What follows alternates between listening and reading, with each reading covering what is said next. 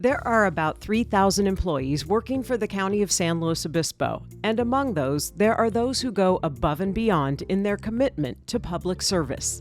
Their exceptional work may not make headlines, but it is worthy of recognition.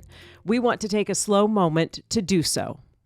In the high-profile murder case against Paul Flores, we saw some county employees making headlines daily and worldwide. Those on the front lines became almost familiar faces, but the prosecution team included some crucial behind-the-scenes support staff.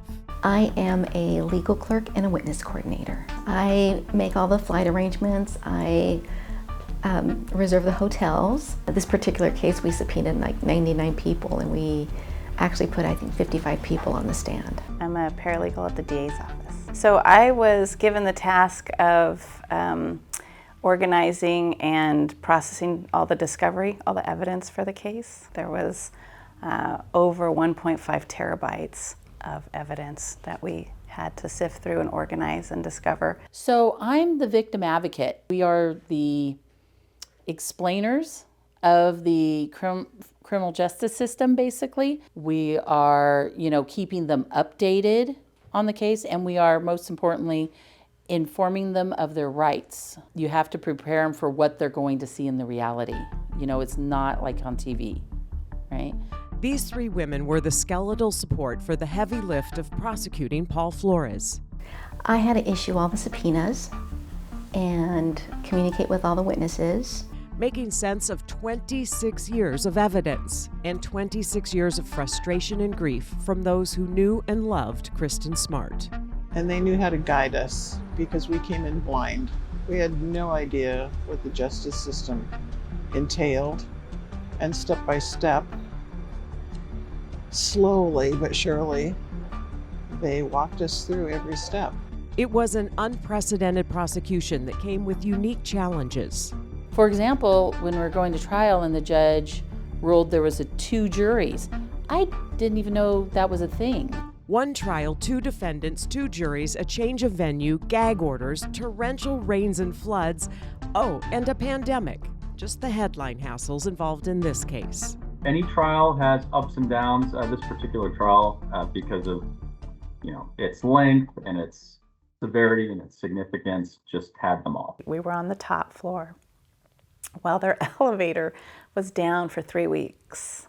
So every time I would have to go do something, I would go down the 3 flights of stairs and then up to the court. I had, over 400 exhibits, and we had to have 2 versions of each of them, one for every jury. So all the evidence, I had 6 boxes, and Chris grabbed one, I grabbed one. There were DA investigators with us, Clint Cole, and we had to schlep down the dolly.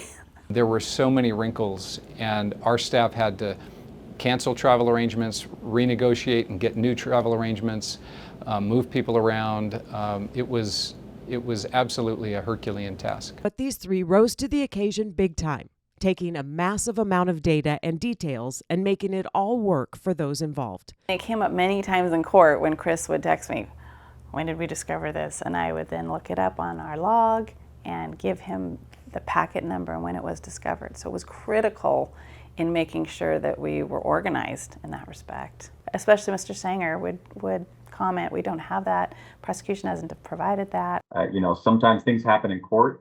Defense tries to throw you off. Oh yeah, we got challenged a lot that it was something we hadn't provided, although we had. But it was up to me to prove it. And they did it all 125 miles from home. We had multiple fire alarms at 2 a.m. I was on the 3rd or the 4th floor of the hotel, and I think Beth was on the 10th. So she had to walk all the way down those stairs at 2 a.m. I went up there late May, and I got home right after the verdict in October. Yeah, long time. Each of us have families, and some of us had kids at various ages, kids who had summer camps, kids who were in school. I came home on the weekends, so yeah, and worked on the weekends. And did the laundry and set everybody up, got them all together, and then Monday I would leave. And while the case played out in Monterey County, all supported staff at home who were left shorthanded due to their absences. I was still doing a certain amount of telecommuting back to San Luis Obispo. So my days sometimes were 12-hour days. 0 downtime.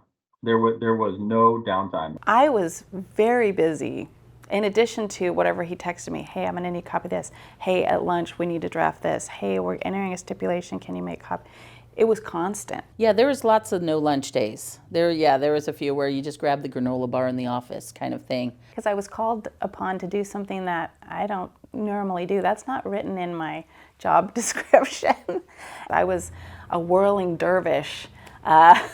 While they were over there, I was working, feverishly to get everything done to make that day happen. And then at the end of that day, we would meet as a team to discuss the day and then what came next. And then we would jump right into the next day. And when I got through it all and got home, I realized the level of stress. You know, as you start to come down, you realize, oh, I was living at this kind of level. And all while trying to keep the Smart family in the loop of what to expect daily and under the pressure of a gag order. So it's some of that, managing that and the information flow was the hardest, because we had to be careful to not create a mistrial. It is terrifying that you're like, okay, am I going to be the one that throws this down, right? And so that was kind of a terrifying place to be. They knew how to keep the attorney's secrets, even when we begged for answers. But in the end, it was the right thing to do, and they were our guide. They guided the blind. All the factors that came in, you know, not wearing the color purple, for heaven's sake. That was, and the day that really blew up in court, I was standing there wearing a purple shirt. We had to kind of scrub everything for the color purple, which was a unique experience. I have a lot of purple. It's purple. Through it all, they were a team and put that oath of public service into play big time. Once it became a change of venue, they were like, well, you don't have to go if you can't or don't want to. So, but there was no way I was going to abandon them. I needed to go. At any point, any time of the day, and that was kind of our rule as a team, whether it's 6 a.m. or 10 p.m. We ran the group chat and made sure we supported each other, you know, professionally and personally. I really wanted the family to have peace and closure in this. And I really wanted their faith to be restored in our community. 87A, murder in the first degree, to the maximum sentence that I can impose by law, an indeterminate term of 25 years to life. I mean, I felt like the people could probably see my heart moving through my blouse, because we were just so vested with all the time and the hours and being away from our families. I just was happy to be involved with finally getting to a point where we could see justice for, you know, Kristin and her family. You know, it came together where we had the right people in the right positions to make it happen. If one of us didn't do our job, it was going to fall apart. There is no amount of gratitude. It makes you feel almost guilty to know that people have had to sacrifice so much. It's a little hyperbole, but you couldn't ask for a better team than Becky, Beth, and Eloiza. They're just simply the best at what they do. You take them out of the case, and the case would have been less effective. It was very stressful, but it was an experience that I look back on through that whole thing and think, you know, we did it. Anything you want to add? No, but if they're listening to this, I miss all three of you very much and hope you're doing well.